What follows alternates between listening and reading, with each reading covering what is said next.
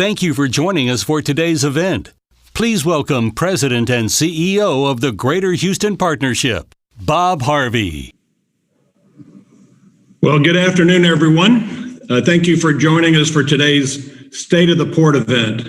Today, we're going to be joined by Port Houston Chair Ric Campo, who's going to share his updates on one of our region's most important economic drivers, that being the Port of Houston.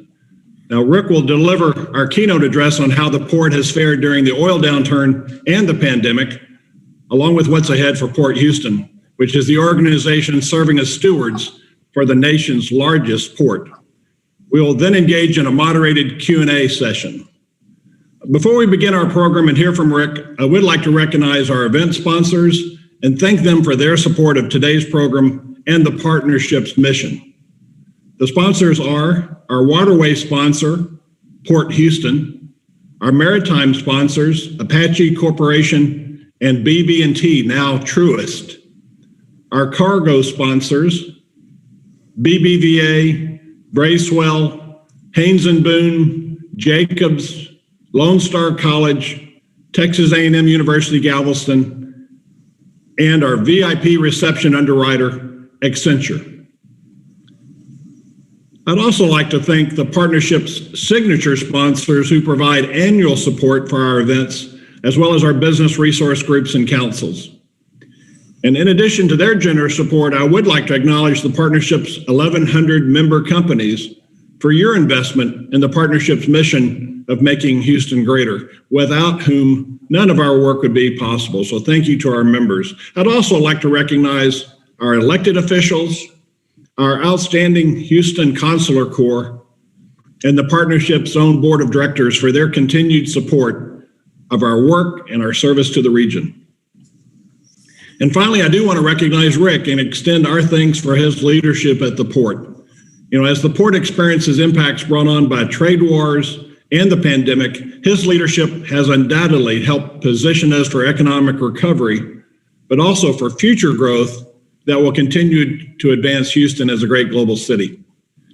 A critical component for the port's future growth lies in the progress being made towards the widening and deepening of the Houston Ship Channel, ensuring that it's accessible by all forms of traffic efficiently and safely. Currently, even ever larger container ships are beginning to call on Houston, and this, combined with greatly increased movements of crude oil and other hydrocarbons, has created a worsening traffic issue in the channel. The Houston Ship Channel is the busiest deep draft waterway in the nation, with as many annual ship calls as the next three largest U.S. ports combined, those being the ports of Los Angeles, Long Beach, and New York, New Jersey. It is clear that investing in the port is critical, as it is central to Houston's long-term growth and prosperity, and plays a large part in the attractiveness of Houston as a great global city. Houston is still very well positioned as a global city, despite the impacts brought on by COVID-19. While we're certainly not out of the woods, the region has managed the virus relatively well, especially compared to a number of other large cities, which gives Houston the opportunity to be a model of economic recovery for major metros. I look forward to discussing the state of the port with Ric in a few minutes, but first I would like to welcome Mark Watts, president of the Friedkin Group, who will introduce Ric. Mark is a past chair of the partnership and plays a significant role in all of our work to advance public policy in our region. Mark has led the Friedkin Group since 2011, and as you probably know, the Friedkin Group serves as an umbrella company with various interests in the automotive field, including Gulf Stage Toyota. The group also recently purchased the Italian soccer club AS Roma. In April, Mark was named to Governor Abbott's strike force to open Texas, which convened nationally recognized medical experts, as well as private and public sector leaders who have advised the governor on safely reopening the state of Texas. Prior to joining the Friedkin Group, Mark was vice chairman and managing partner of Houston's 700 attorney law firm, Locke Lord. Mark, thanks for joining us. I'll turn it over to you. Well, thank you, Bob, and thanks for mentioning our AS Roma soccer team acquisition. If I could speak Italian or if I knew anything about soccer, it'd be an easier assignment. But I'm going to learn. I'm going to learn both.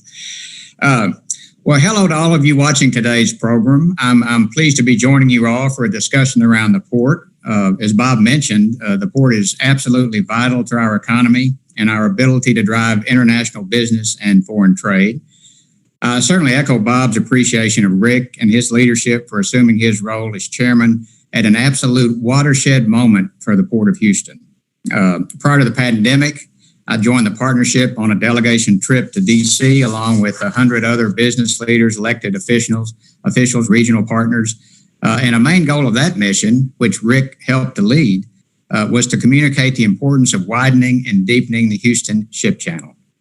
During that trip, we met with U.S. Secretary of Transportation Elaine Chao, Congressman Peter DeFazio, Chair of the House Committee on Transportation and Infrastructure, and House Minority Leader Kevin McCarthy, all of whom are in agreement on the importance of investing in our nation's port infrastructure, and they all support the deepening and widening of our Houston Ship Channel. We've seen momentum in the port expansion project, but there's a lot of work still to be done to ensure that it comes to pass. Now we'll hear from our featured speaker, Ric Campo. Ric is a great friend. He's chairman of the Port Commission of the Port of Houston Authority. He was appointed to that position in January of 2019 by the City of Houston and the Harris County Commissioners Court. In addition to his position at the port, Ric is chairman and chief executive officer of Camden Property Trust, a position he has served in since May of 1993. Ric's leadership across the region runs deep, as most of us know. He's past chairman of the Houston First Corporation and served as chairman of the Houston Super Bowl Host Committee, which I believe was one of the great successes in the history of our city as we hosted that Super Bowl. Ric's deeply engaged in the partnership and realizes its importance. He's a fellow board member, executive committee member. He chairs the organization's Quality of Place Advisory Committee, serves on our Public Policy Steering Committee and Regional Economic Development Advisory Committee. In my view, Ric is the consummate citizen of our community. He leads a large, successful company, and yet he still finds the time to work tirelessly to make Houston a better place for all of us, a person I deeply admire. So let's welcome Ric Campo. Well, thanks, Mark. I appreciate that great introduction. Earlier on the call, when we were in the green room, I wore a Roma shirt to show my support for Roma and for Mark's involvement in soccer team. And I guarantee you, he might not know much about soccer or about or speak Italian, but he will very soon. So hello and thank you. It's a pleasure to be here today. Last year at this time for the State of the Port, we enjoyed lunch and camaraderie. It was my first State of the Port as chair of the Port Commission, and I personally enjoyed talking with many of you and getting to meet you. And man, things have changed in a year. I mean, what a deal, right? So I'm pleased to report that Port Houston and the entire port complex continues to be a strong force for the Houston region, the state, and the nation. The team at Port Houston has faced the COVID-19 pandemic head on, and they continue to working every day to keep cargo moving and commerce flowing. I always say that people make things possible, and that has never been more true than this year in the midst of the pandemic. Our number one priority is health and safety of our workers. In mid-March, we allowed our administrative staff to work from home, and that continues. While they may be at home, these essential team members continue to dedicate every single day to keeping our business running, keeping the bills paid, making payroll, despite all of the competing demands of home and family needs. It's no picnic working remotely, trust me, as we all know. Nearly 2/3 of the port's teams report to work on site every single day, delivering crucial goods and making cargo move. In 2019, nearly 2 million tons of food, beverages, medical, pharmaceutical, diaper, and personal care products were imported across Port Houston's public docks. I'm truly grateful and proud of the work that our team does every single day. I want to take this opportunity to explain what Port Houston is responsible for and does. I think there's oftentimes a lot of confusion about that. The Houston Ship Channel is a federal waterway controlled by the Coast Guard and the Army Corps of Engineers. Port Houston is the non-federal sponsor of the channel, or the local steward of the channel, if you want to think about it that way. We partner with and support both groups, including the expansion and dredging of the channel and channel safety through our port, fire, and police departments. Port Houston manages 8 of the public docks that include 2 container terminals. There are 200 privately owned docks and terminals that use the Houston Ship Channel and make up the greater Port of Houston. So oftentimes people think that the Port Authority actually controls the channel and all the other activities that go on, but it really doesn't. It's focused on the 8 docks, being the steward of the channel, and then supporting all of the other players in the channel, the other 200 privately owned docks and terminals. I want to make sure that people understand that. So let's talk about 2019. Cargo at Port Houston container terminals has been growing steadily, and 2019 was no exception. 2019 was a record year for Port Houston, the 18th consecutive year of growth in containers for Port Houston. We were up 11% over the prior year. We continue to rank number 6 in the U.S. container markets. We are the fastest growing port among the top 10, and nearly 70% of the containers on the Gulf Coast come through Port of Houston. Other cargoes like steel and automobiles showed decreases in 2019. Containers continue to be our bread and butter. The Houston Ship Channel and all the industries alongside have had tremendous impact on our city, state, and nation. We're number 1 in foreign waterborne tonnage and have been for nearly 25 years. We're the top port for energy, petrochemical manufacturing, steel, and project cargo. The diversity of this cargo that comes along to the Houston Ship Channel is one of the things that makes the port so great and strong. When you think about national impact, the greater port has a $802 billion economic impact for the nation. It produces 20% of the Texas GDP, which creates 3.2 million jobs across the nation and 1.35 million jobs right here in Texas. Port Houston is committed to improving the quality of life of our region, and that starts with creating jobs. And there are a lot of jobs at Port Houston. We have an internal team that's dedicated to helping foster education and career training in the maritime sector. We inform students, parents, and the public about the many options available in this field and the available career paths that can take them where they want to go. Whether it's foremen, data analysts, mechanics, pipe inspectors, these are just some of the maritime jobs out there. Every one of these jobs and the hundreds that you see listed on the screen are all necessary to keep the supply chain moving. Of course, Port Houston is not immune from the effects of COVID-19. We had small declines in 2020. At Port Houston, we started the year up in January and February, but started to see declines in March. By mid-year, we were down 5% year to date in terms of volumes. But we started to see container gaining strength in August. And in September, we actually surpassed our 2019 record numbers for the month, handling about 1% more containers than the same month last year. As of the end of September, we're only down 3% year to date in containers. Steel is down 45% year to date. Steel is cyclical and really tied to the rig count. Obviously, that's been down and will recover at some point. Overall, Port Houston is down 5% in tonnage year to date. When you think about the overall channel in all of the industries, this channel tonnage is down about 6.4% year to date through August. Liquid bulk, which is the majority of what travels the Houston Ship Channel, is down 6.4% through August. Crude exports are down about 26% through August, and we know this will recover post-pandemic.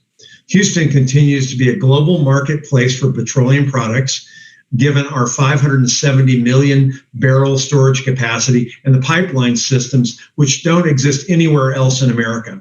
This makes us strong. We know ultimately that energy exports will recover once the global economy improves. Clearly, our region's energy transition plan is more important than ever. We can't foresee the future, but what we can do is plan for it. Port Houston purchased 3 Neo-Panamax electric cranes for Bayport Container Terminal this year. And these cranes are capable of handling the 18,000 TEU ships, which are the larger ships that larger than any ship that actually calls today in Port Houston. But most companies are moving to the larger ships to be more efficient, more economical. And this will bring our fleet of ship-to-shore cranes to 29. We have completed our 2040 plan, which is a comprehensive long-term, long-range plan that outlines the next 20 years. We focus on 4 C's, which are channel, cargo, community, and change. We've also completed our 2020 new 5-year strategic plan, which prioritizes people, infrastructure, stewardship, and partnerships. Partnerships are really key. And we have a variety of partnerships that we work on, from our neighbors who live in the communities around the port to the industries who share and use the Houston Ship Channel with us. We're strategically focused on creating two-way communication opportunities, opening up the dialogue and building these relationships more relationships and more over the next several years. It really is about making sure that we're communicating with the community and we're listening and focusing on things that we can help the community with. An example would be working with the Buffalo Bayou Partnership. For decades, we've been working together to help keep the bayous clean from litter and debris that end up in the ship channel. Recently, we're collaborating on a new green space. We're in the beginning stages of using Port Houston property for a public park and recreation space. It's really important, we fundamentally believe, to everyone for the port to be a good neighbor and build our community up. We've also redeveloped the Port Commission Community Advisory Council, or PCCAC, and we've opened up this for better community engagement, better stakeholder engagement that have a vested interest in what we do. It's a diverse group representing different communities along the Houston Ship Channel with a variety of special interests. We hope it'll promote deeper engagement and understanding between local communities and Port Houston. All of the members of the PCCAC, that's a mouthful, isn't it, were appointed by the Port Commissioners of the Port Houston leadership and have been selected to serve as either a representative of a specific geographic city or neighborhood, or on behalf of a special interest group that's invested in port operations and activities. We've made great strides with environmental sustainability in 2020 as well. This year, we were the first port authority in the world, if you can imagine that, to make the switch to 100% renewable energy. And that renewable energy is through the electricity contract. This move will eliminate 25,000 tons of carbon dioxide from Port Houston's footprint each year. We are expected to save around $250,000 a year annually on our 10-year contract. Truly a win-win for Port Houston. One thing we cannot ignore in 2020 is the topic of racial equity, diversity, and inclusion. This is also a part of Port Houston's strategic plan, and we believe strongly that we need to be part of the solution. We need to continue to embrace open communication with a commitment to listen and to change. One example of this is that we are just close to completing a study with Griffin and Strong PC, which is a study on our small business program and its accessibility to MWB companies. We can improve this great program by expanding it further. So far, our small business program we've been able to create $535 million worth of contracts to small businesses so far. And we fundamentally believe that we'll be able to expand this and have a more diverse program in the future. Our report will be completed next month, and we will publish that to the community. Finally, one of the biggest and most important initiatives that we are working on is the Houston Ship Channel expansion, or what we call Project 11. Along with a number of partners, including the U.S. Army Corps of Engineers, we are working on this project in a fast and furious way. This is the 11th expansion of the Houston Ship Channel in the history of the channel when it first opened in the early 1900s. It's vital to maintaining the Houston Ship Channel as an economic powerhouse that it is today.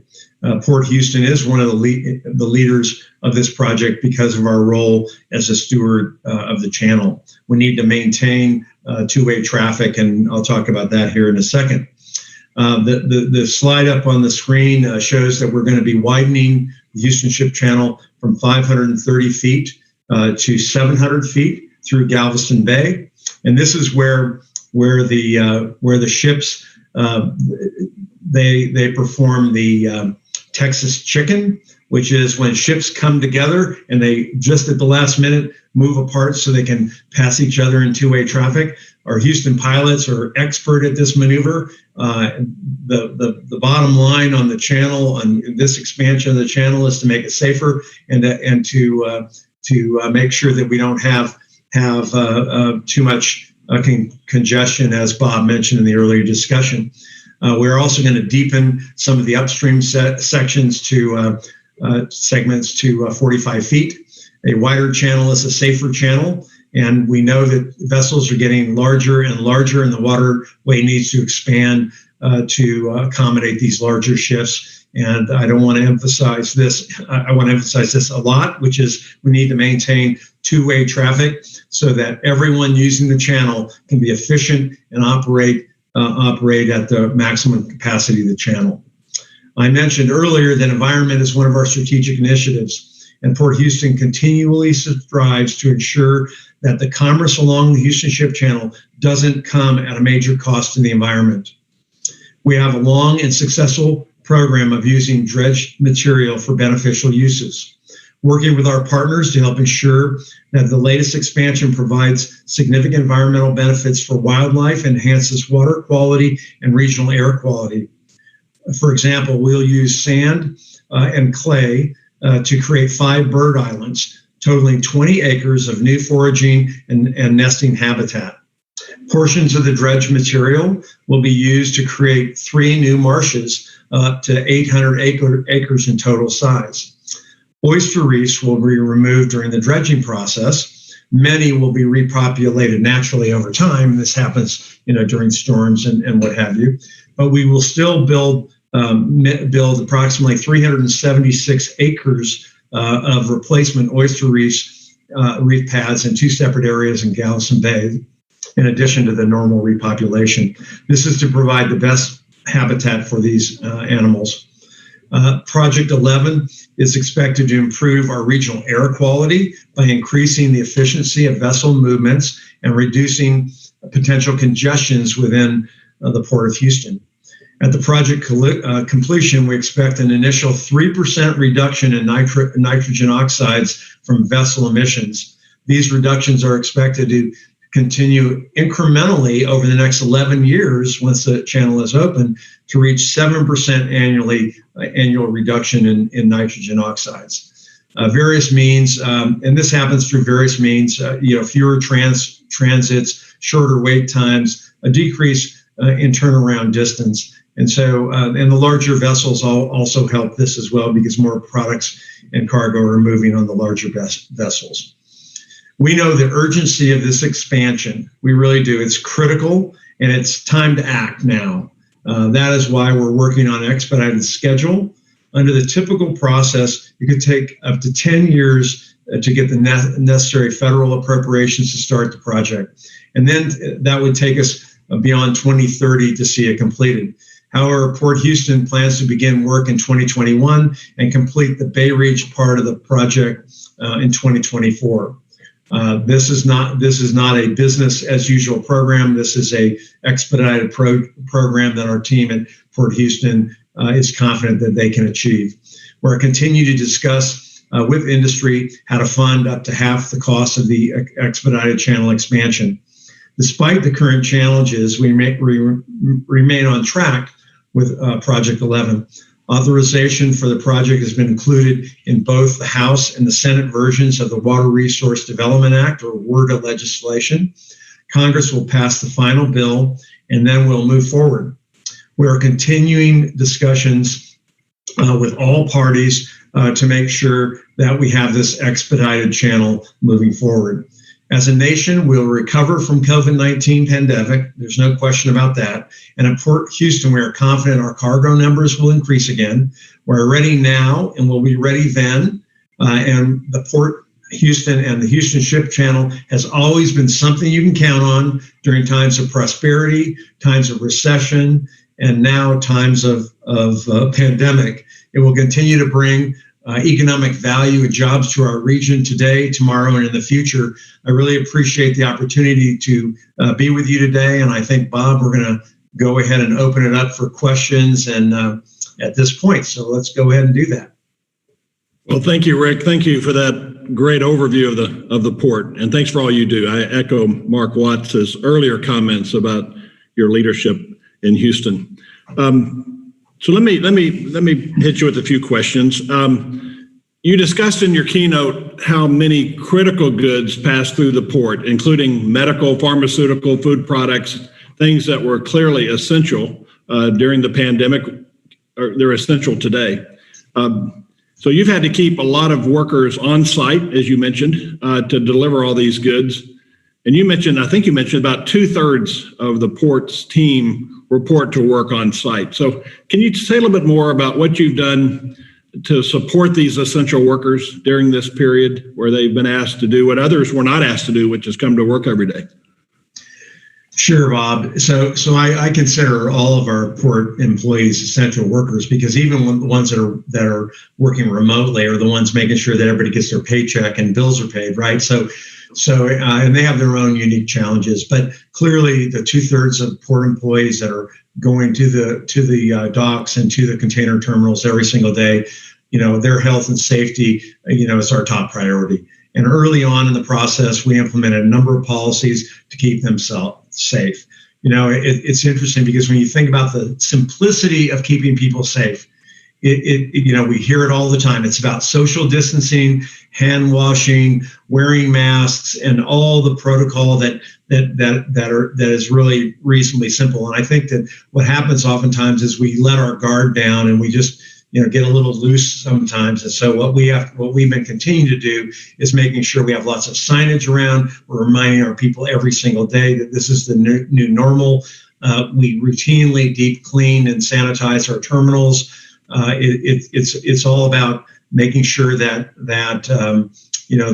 we keep our people safe.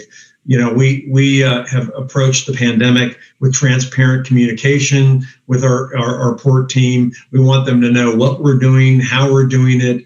It's just one of those things, I think, that every business, whether it be the port or Camden or even the Greater Houston Partnership, we all have to be part of the solution when it comes to the pandemic, and it really is about doing very simple things that I just described. We want our people to be safe, and we want to make sure that they are following the protocol, and that everything that we're doing is making sure that they are safe.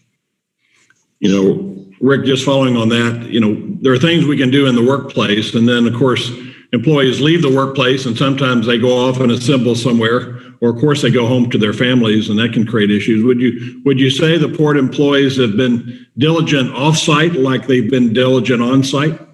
I think they have, Bob, and we do emphasize that because it's not, it's sort of the idea of work-life balance, right? I mean, you can't really have a great work life unless you have a great home life, and you have to balance those two. And so oftentimes we let our guard down around family. And so we definitely are communicating with our teams saying, let's make sure we don't do that, because all it takes is one, family member that breaks protocol, and all of a sudden you're in the soup. And I think that's something I think our team is doing a great job doing that. And we do emphasize this whole work-life balance and making sure that we're taking home the same protocols, taking those protocols home with us. Thank you. Mm-hmm. Let me turn to the impact of the pandemic on traffic through the port. And you noted that 2019 was an incredible year, the 18th consecutive year of growth, which is quite a record. And I'm thinking specifically of the container traffic for a minute. Yet, certainly with the oil downturn, with the pandemic, it's been a difficult year, as you mentioned. So how do you see all of this impacting the port's growth kind of coming out of this? I was really pleased to hear what you said about container traffic in September. That was unexpected to hear you say that month alone at least was up year to year. But how do you see all this affecting the port's growth in the future? Sure. So I'm going to talk about like broad port, not just Port Houston. I'll maybe talk about Port Houston in a second. But so when you think of the majority of the traffic in the channel, it's not Port Houston as the majority. It's the majority is the 200 other terminals, and the majority of the traffic is liquid bulk. It's both on the import and the export side, and so that's going to unless there's a major reversal in oil demand over the near term, that's going to be down. There's no question about it. But when you think about longer term, though, when you think about LNG and liquid petroleum products, resins, those are all primary chemicals and primary products that people need, and that will come back. And I think that'll just be a function of what happens to the global economy. One of the things that I've always been amazed about too is that when you think about energy transition or the U.S. demand for oil per se, it's been declining for a number of years, just the same way as it's been declining in Europe as well. But where demand has been increasing has been in Asia and in Africa, some of those markets, and our products that we're exporting are being the products that people are using to create to cook with and things like that are products exported out of the Port of Houston, and they're interchanging wood and dung and things like that. So long-term climate helping climate change is all about exporting these kind of products out of the U.S. and into the markets where natural gas and propane and those kinds of products that we export are going to have a real positive effect in those markets. So ultimately, I think that'll come back, and it'll just be a matter of how long does the pandemic keep global demand down. Okay, no, I appreciate that. It's there's reason to be optimistic that we'll see a recovery, but it may be over the next several years, right, not just over the next several months. Well, any question about how we're faring, I always want to turn it to how we're doing relative to others, right, Rick? Other ports, we rank 6th nationally in terms of container traffic. We're the fastest growing container port among the top 10, if I heard you correctly earlier today. So how are we faring versus other U.S. ports? Are we improving our competitive position, our relative position through all this?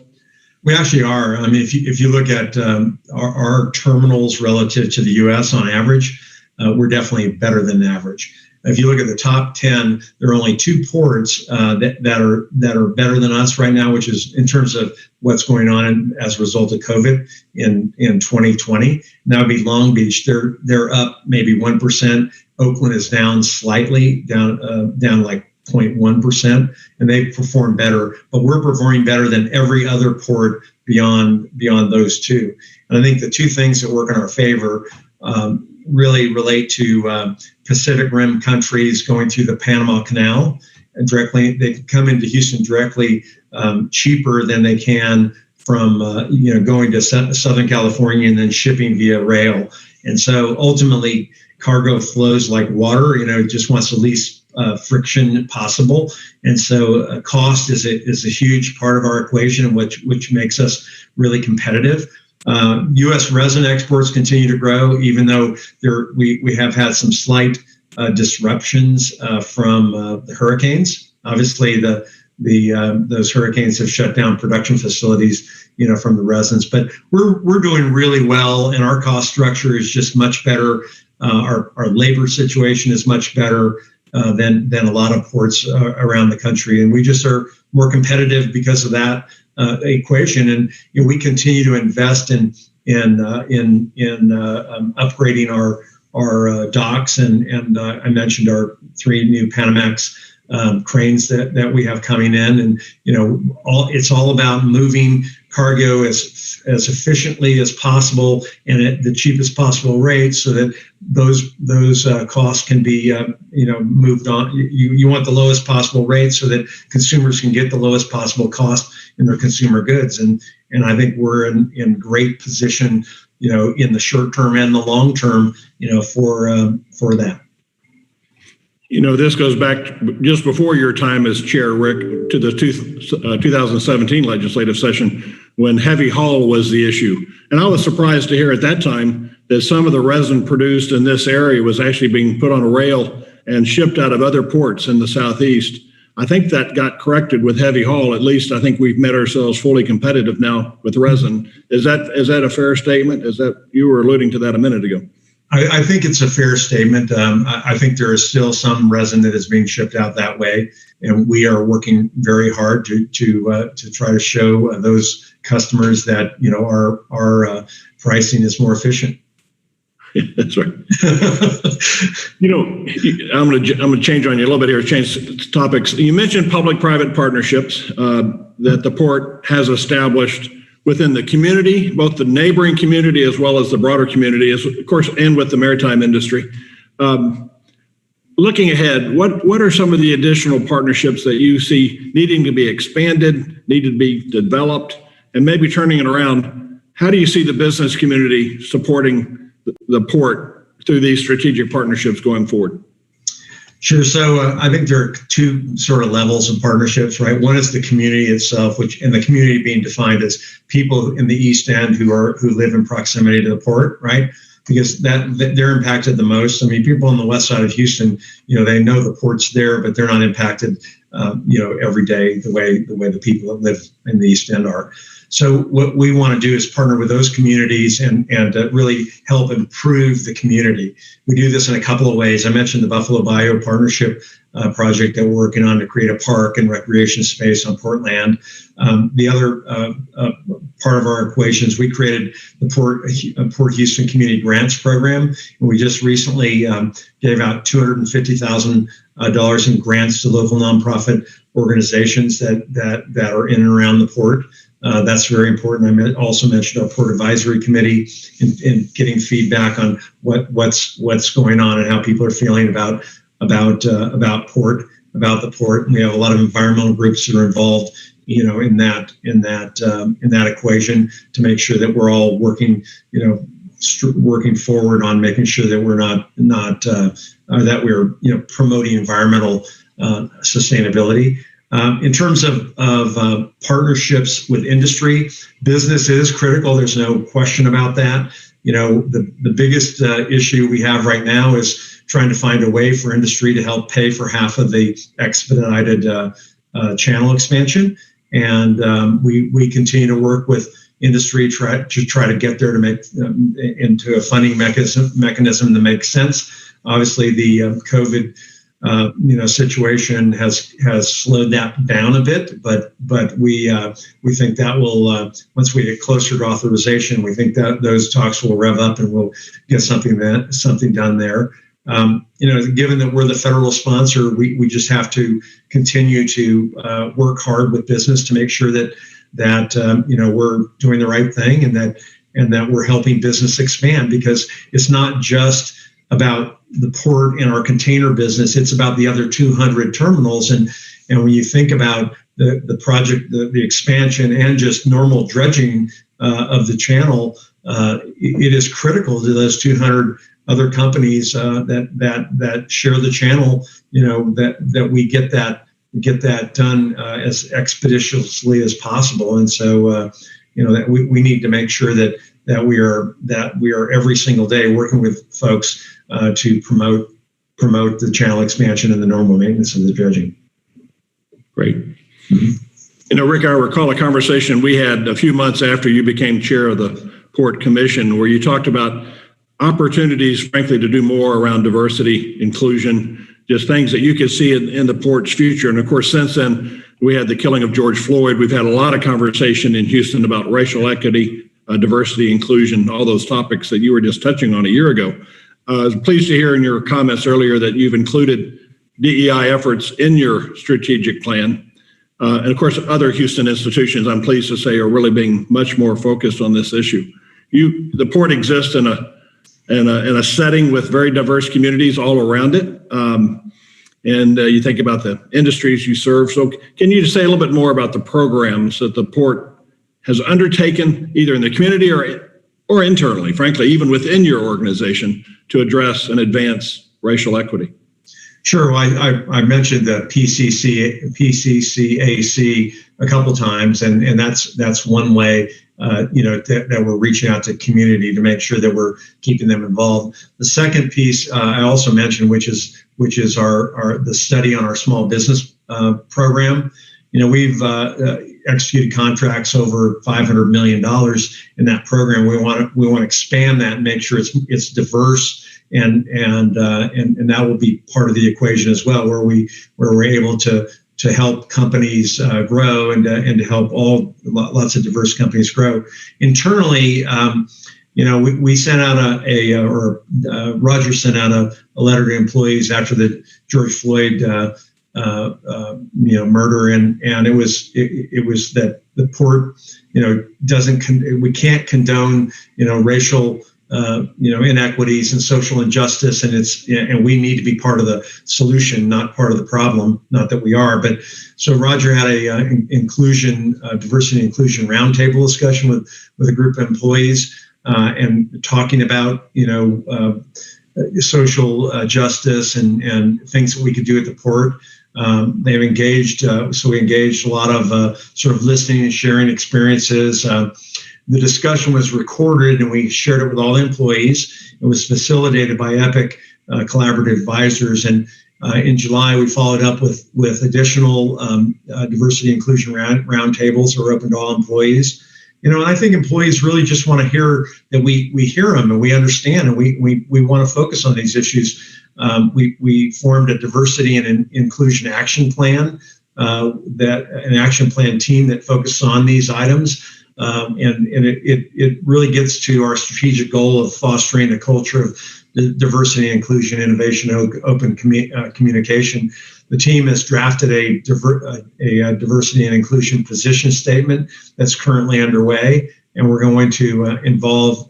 Once we get that organized, we'll have training for the entire port team. And I think just personally, this is an issue that we all as business people need to grasp and to be part of the solution.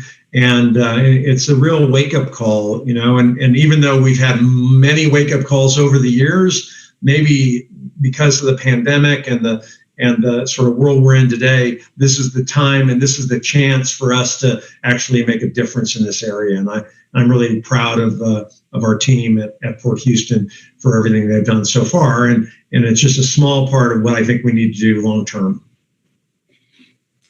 Rick, your comment, it just seems like despite the fact we've had prior instances and incidents, it does seem like the community, and I mean the entire community, is being both more reflective on the one hand and yet more action oriented on the other. I mean, I think we're seeing real actions come out of this.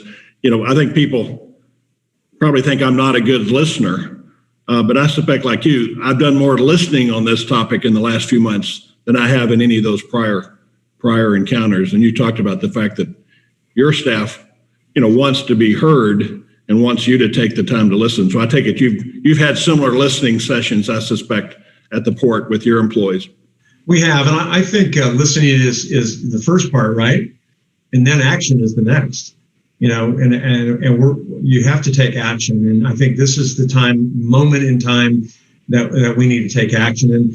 And I know, Bob, based on some of the sessions that you've held on diversity and inclusion with the board, I think those have been really good programs. But we all know that this isn't going to happen overnight, and we have to take steps that get us down the road on this. But we do need to make sure that it doesn't just fall by the wayside like a lot of other times where people talked about social injustice and racial equity and things like that. This is our moment, and we need to seize that moment, I think. Great. Thanks, Rick. Mm-hmm. So let's talk about sustainability. Again, you talked about it in your remarks. And I want to applaud Port Houston for switching to 100% renewable electricity this year, as you mentioned. That's a great step forward as I see it. We at the partnership have prioritized what we refer to and others refer to as the energy transition, which is the transition to a more efficient and sustainable lower carbon future while accommodating the global energy demand growth, like you mentioned, that's largely in the less developed countries that are now just getting their opportunity to have clean burning fuels and to have many of the transportation luxuries, if you will, that we've grown accustomed to. Your movement to renewable energy is, I think, it's seen as significant. Again, it kind of catches people, catches their ear, kind of, oh, really? That's interesting. That's surprising in some ways. You talked about the offset and the savings the port expects from the shift.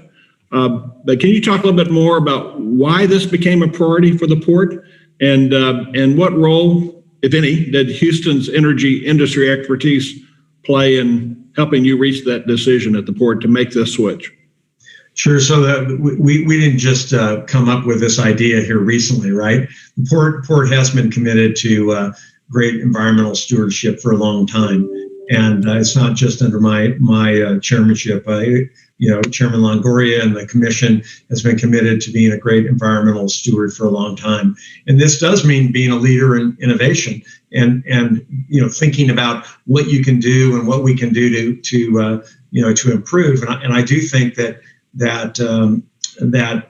because we are in Houston. And we do have access to a lot of amazing energy options that Houston industry provides. It's very innovative. It's efficient and effective. And so I think that is a big piece of how the port has really moved forward in this environmental stewardship. If you just look at a few things, for example, we switched all of our terminals to LED lighting. We're piloting light-duty electric vehicles. All of our ship-to-shore cranes are electric. We've been piloting the electric yard trucks. We also are working on hybrid rubber-tired gantry cranes, which are the cranes that move the boxes around the yard. And all of that, if you just look at just those things I just mentioned, that has reduced Port Houston's carbon footprint by 55% in 4 years since 2016. And so when you think about going forward, we think that these decisions and the additional ones going forward in our 2020 or a 2040 plan, we think we can reduce our carbon emissions, on-site carbon emissions by 70% by 2040, doing some of these things that we've done. So bottom line is, obviously wind and solar capacity generation in Texas, led us to making the decision about sourcing renewable energy.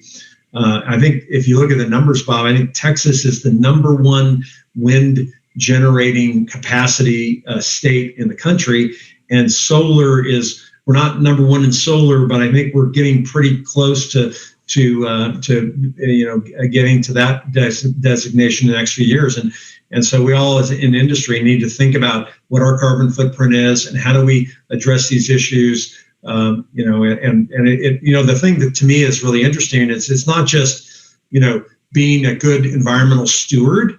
It really makes sense financially too. I mean, you think about our 10-year contract, and we're saving $250,000 a year every year for 10 years, and it's renewable energy. So it's not like it makes sense and makes money, and it's good business to be an environmental steward. And I think that's what we need to think about when we start thinking about environmental issues, for sure. That's fair. Let me ask one last question, and then we'll be wrapping up in just a minute. But I want to return to maybe what's the most important topic in some respects, which is the widening and deepening of the port that you alluded to. Of course, the partnership's fully supportive. As you mentioned, we made it the focus really of the fly-in back in February. You mentioned WERDA and where that stands. But let me come back. What do you see as the next steps now that must be taken by government and by industry to move this project forward? And what can we do as the business community to help in that process? Okay, so so where we are right now is that WRDA is the immediate next step, right? And where WRDA sits today is that it's in the House and in the Senate. They both passed WRDA, their versions of WRDA, needs to be reconciled and then ultimately signed by the president. And so we think that's likely to be a lame duck situation, and we're hoping to have that will be finished by the end of the year. The next piece is a New Start designation, and this is where we need business to help us. We need to advocate to all of our representatives to get this done in the 2021 energy and water appropriations at the end of this year. And so the great thing about the New Start is that it's not about money; it's just the New Start. Right now I will tell you that whenever you get a New Start designation, in the back of their mind, they're thinking appropriations. So even though we have talked about having less federal burden on the project, it still will be a big lift. So we do need business to advocate to the local representatives that we need this New Start designation. And the good news is that every project in America that has the same kind of position that we have with our Project 11 needs a New Start as well. So it's not just us, which is great, right? Because there's plenty of other projects that need a New Start. So there'll be lots of advocacy across the U.S. to get this done. And we know that the channel obviously benefits not just Houston and the region or Texas, but also the neighboring states and the Gulf states around us as well. So, you can go online at www.expandthehoustonshipchannel.com, and it'll give you all the updates on where we are and what we need to do. But and then the advocacy is the big piece, and then we need industry to come together and agree on how to fund the expedited portion that industry has already agreed to fund. We just need to figure out what the mechanism is there. And I understand that this is tough times for energy companies and petrochemical companies given the pandemic. But like anything else, we have to plan for the future and not so much what's going on now. So we need to get that done. I think Mark Watts and I have been in some of those meetings where you've been present, where the industry was quite clear and explicit in their willingness to provide that financial support. But as you mentioned, the mechanisms it's not a trivial exercise to figure out exactly what that mechanism looks like. So I commend you for those efforts. And I'm confident, Rick, it's easy for me to say, I'm confident you and the industry will work out that mechanism. But Rick, let me close it off there. I want to thank you for being with us today. Thank you for addressing the partnership, our members in the Houston business community generally. So thank you. It was a great discussion. And I want to recognize AECOM. When I ran through the sponsors before, it's inevitable that I'll miss one. And AECOM's a good friend of mine and a good friend of yours, Rick, and they're a cargo sponsor. So I don't want to forget them. AECOM, thanks for your sponsorship as well. And then I want to thank all of you who joined us today. We hope you'll continue to look to the partnership as a trusted resource, an advocate for all things important to the greater Houston region, and that you'll continue with us on this journey to make these virtual sessions just as meaningful and enjoyable as we possibly can. We really do look forward to the days when we can gather in person again for our signature events, but we don't know when that'll be. So we'll continue to try to refine the craft, if you will, of these kinds of virtual events. And I hope you see the progress we're making, I think, with each and every event. Speaking of which, we have a few more events coming up. We have what we're calling Houston Week, which features the state of the city. So Houston Week will be October 20th through 22nd, a variety of programming, culminating with Mayor Turner's address on October 22nd. So Houston Week featuring State of the City. Then we have State of Energy on November 10th. And we have State of the County featuring Harris County Judge Lena Hidalgo on November 12th. So State of the County, November 12th. So details on all these and all of our upcoming events can be found at houston.org/events. So thank you again for your continued support of the partnership. I hope you have a great afternoon. Stay well. Enjoy this beautiful weather. We'll see you at the next event.